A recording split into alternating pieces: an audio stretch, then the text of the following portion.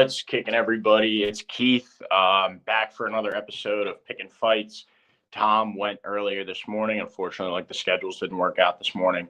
I could only go later in the day, but he had obligations later in the day. So if you want, check out his episode on our YouTube as well. He went live. While you're over here, please like, comment, and subscribe. That helps us out a lot. I know a lot of people on YouTube and in the social space say that, and it really does help every channel if you like, comment, subscribe. You check us out on Twitter and Instagram @_PickinWinners. Our boy Tyler is super active with lacrosse right now. Every couple of days, he's pumping out blogs with college lacrosse picks. When the professional league was going, he was killing it with that. But right now, he's on a huge hot streak, going like 2 for 3 pretty much, every day that he's putting up blogs.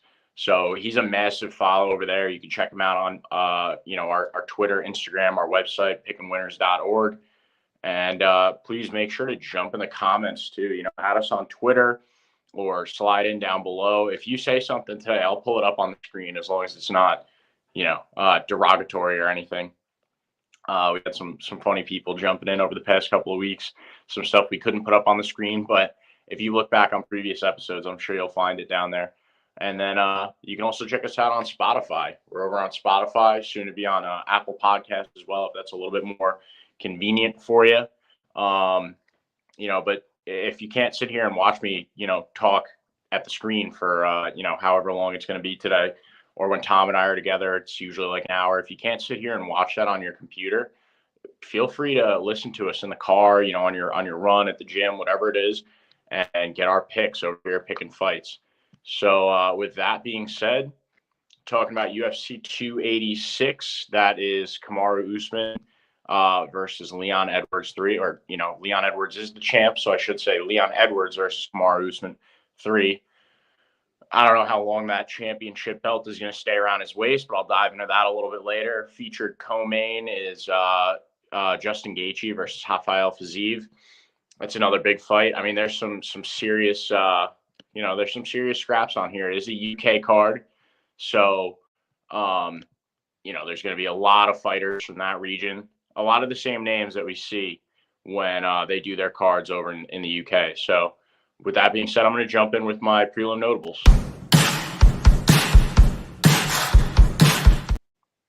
All right, so to kick us off, down on the prelim, obviously Muhammad Mokaev is a lock. I'm sure he's a heavy favorite once again. Well, yeah, -800, well-rounded guy. He can do it all. They have a knack for putting him on these cards, these UK cards, and giving him someone that really can't keep up with, especially the grappling.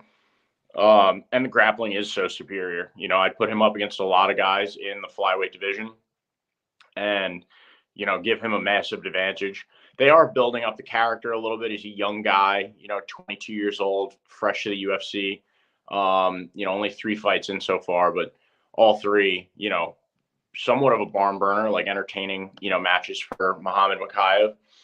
So I like him a lot here this weekend. I also like Jake Hadley against Malcolm Gordon.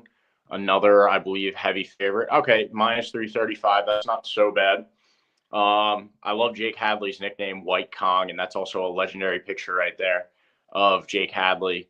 Malcolm Gordon, not the best competition, right? Like, he's had some decent fights. So it's funny, he's a guy that they put up against, these up-and-coming stars, making a couple trips to the UK, or where's he fighting out of? Oh, he's Canadian, yeah, so making a couple of trips to the UK and getting beat there by some guys. Muhammad Mokaev, good setup fight for him. It's going to be another setup fight for Jake Hadley here this weekend. A couple other notable names on here too. Joanne Calder-Wood. She's 1-4, 4 losses over her last 5. She's fought okay competition, right? Jennifer Maia, Jessica Ai, she got a win over her. Okay. Lauren Murphy, that was the fight leading up to Lauren Murphy fighting Valentina Shevchenko like a year or 2 ago. Talia Santos and Alexa Grasso, the current champ. I like Joanne Wood to get back on track here. Luana Carolina is another one, actually. I think that, yeah, she's another one they fly out to the UK to get beat up, by local fighters. Because you may remember Luana Carolina from that spinning back fist or that spinning elbow knockout from Molly McCann. So I don't know if these fighters love going to the UK, or maybe they're trying to build people like Luana and Malcolm Gordon up as like slight villains for the people of the United Kingdom and the surrounding countries. Joanne Wood from Scotland, I believe.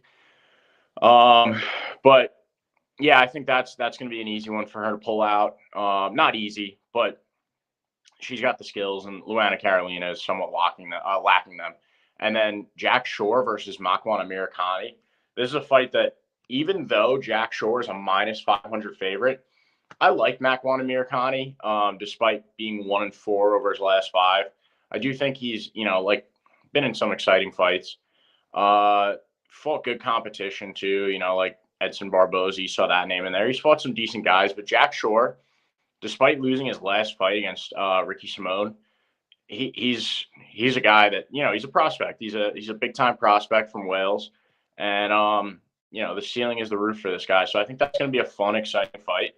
And being that Makwan Amirkhani is 1-4 over his last 5, and he's fighting against Jack Shore at plus 380, I kind of like, sprinkling a little bit on Makwan Amirkhani.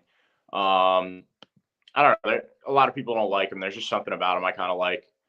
So, yeah, the locks for sure for me are Jake Hadley and Muhammad Makayev, with a slight sprinkle on Joanne Wood, and a slight sprinkle on Makwan Amirkhani. But I do think Jack Shore is going to get that one done.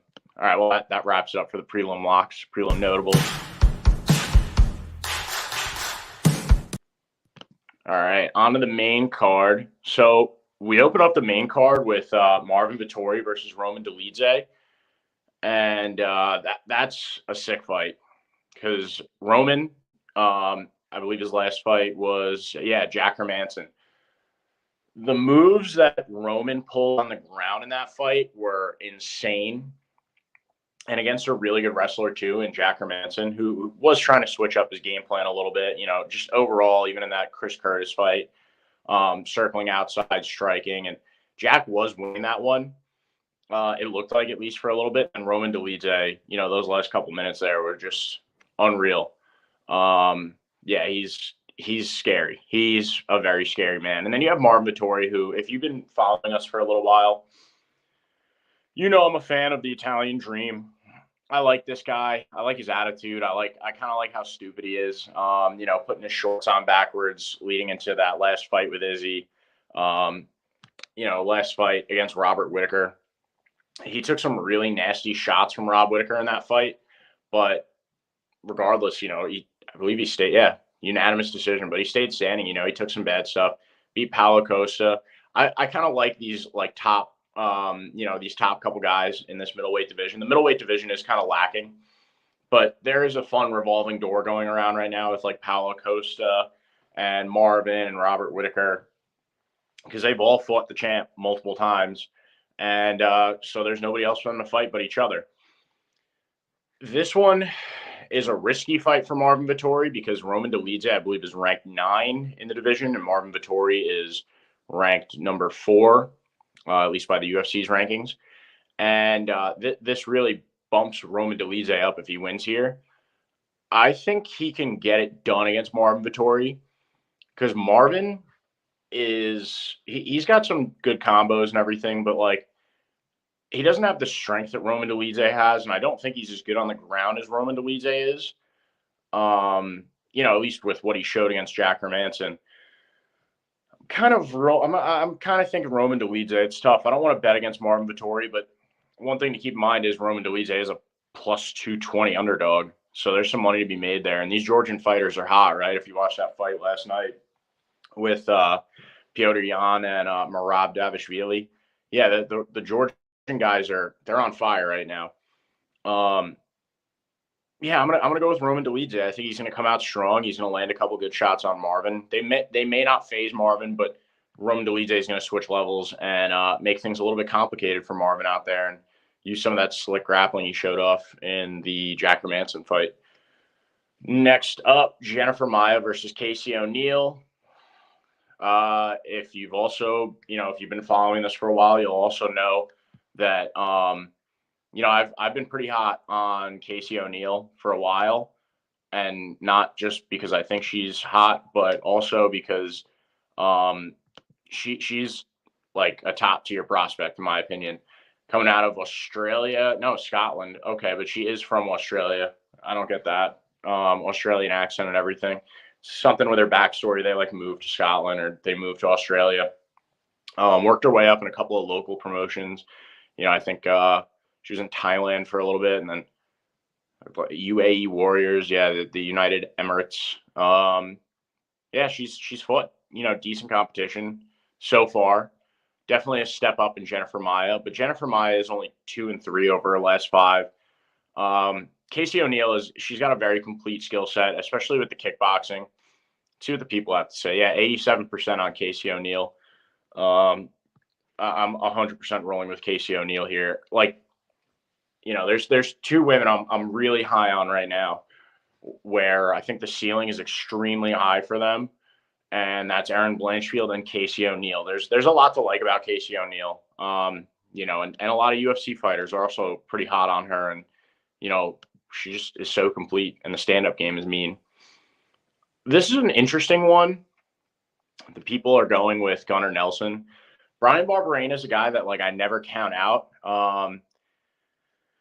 Even when he was going up against who was it? It was Rafael, Dos Anjos. Even in that fight, Brian Barberena was a pretty huge underdog, a little bit bigger than where he is now. Like today, he's plus 280, or in this fight, as opposed to Gunnar Nelson's minus 375.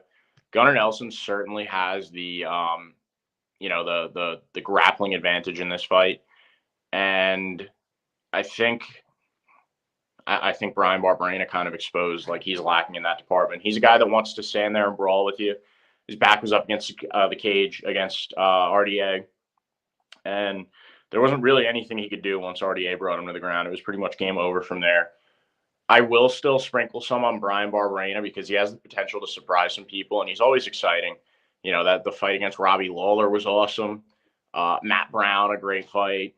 So I'm going to sprinkle a little bit on Brian Barberena, plus 280. There's definitely some money to be made. But I think the smart pick, agreeing with the people of Tapology, is Gunnar Nelson by submission. Brian Barberena showed some serious holes in his game against RDA. The co-main event, Justin Gaethje versus Rafael Fiziev. This is one that's going to keep me awake at night, thinking about who I should bet on going into it. It's interesting that Justin Gaethje is an underdog in this one at plus 190, and it's rare that you see Justin Gaethje as an underdog. He's coming off that fight with Charles Oliveira almost a year ago now, where he did take that nasty shot from Charles Oliveira. And then he's going to take one to give one against Rafael Fiziev. I don't know if Rafael Fiziev has the power to knock out Justin Gaethje. You have to be a very strong guy to do that. You have to throw mean and clean shots on Justin Gaethje's chin. Justin Gaethje's got that ridiculous leg kick. I do like Rafael Fiziev, though. He's been in some great fights. Like that fight against Bobby Green is an all-timer. I think I'm going to go with Justin Gaethje here. It's so weird that the people of Tapology aren't even with Justin Gaethje. But I know Rafael Fiziev, to that degree, to only 25% on Justin. But I know Rafael Fiziev is extremely hot right now. And this puts him into position to make a title run. Justin Gaethje kind of turning into a slight gatekeeper lately, it seems. Not really. I mean, coming off a title fight and everything, working his way back up against a new champ. Yeah, I guess this puts both of these guys in title contention again. But I'm going to roll with Justin Gaethje at a plus 190 dog. I think a 3-round fight, right? I think I'm going to go with Justin Gaethje here at plus 190. I like Fiziev, but Yeah, Justin Gaethje at plus 190. It's hard not to take that. I don't think Rafael is going to finish Justin. And then finally, the main event, Leon Edwards versus Kamaru Usman. The champ, Leon Edwards, coming in plus 200. Anybody with eyes that watched all 5 rounds of that fight can tell you that Kamaru Usman was winning, like without a doubt. Even Leon's corner was telling him, you're getting bullied. Don't let him bully your son. Like, that's a great moment. Something truly out of a movie. I think Kamaru Usman's going to come back wanting to prove that was a fluke. He got caught, and he's going to be intelligent about it. I think it's going to be a 5-round wrestle fuck out of Kamaru Usman, and potentially a finish, maybe some elbows on the ground. Leon Edwards did show a little bit of promise on the ground, but Kamaru has a major wrestling advantage, and if he's smart, he's not going to try and stand and strike with Leon again, because Leon showed he does have the potential to catch Kamaru. 60-40 split amongst voters. Yeah, I'm going with Kamaru Usman here. He is a minus 245 favorite, but with only 2 losses and one of them coming to Leon Edwards, he's coming back to avenge that loss. And Kamaru Usman, we've seen what he does in rematches too. Like he had that 5-rounder with George Masvidal, comes back and knocks him out in the second. Colby.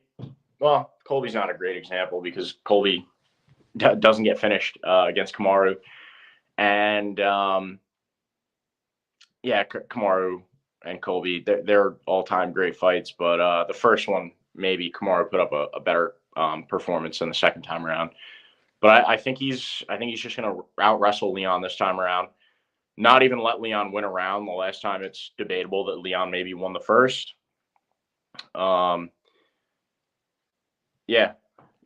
First takedown ever landed on Kamaru Usman was by Leon. They should have credited Colby with one of those. But yeah, I'm going with Kamaru Usman. I think likely by decision or maybe a mean ground and pound out. TKO or by points. If you have double chance available for MMA betting where you're at on your sports book, I think those are highly valuable bets, and that might be the way to go for that main event. See if it boosts your money up a little bit. All right, well, that surmises my picks. Just going to hit you with a pick rundown real quick.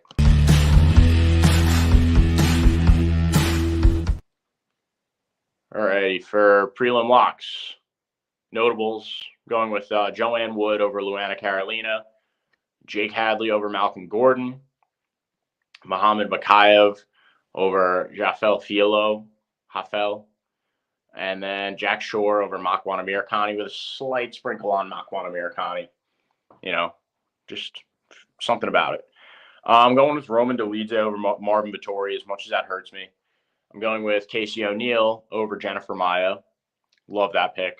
Absolutely love it. Decent money line for Casey O'Neill there.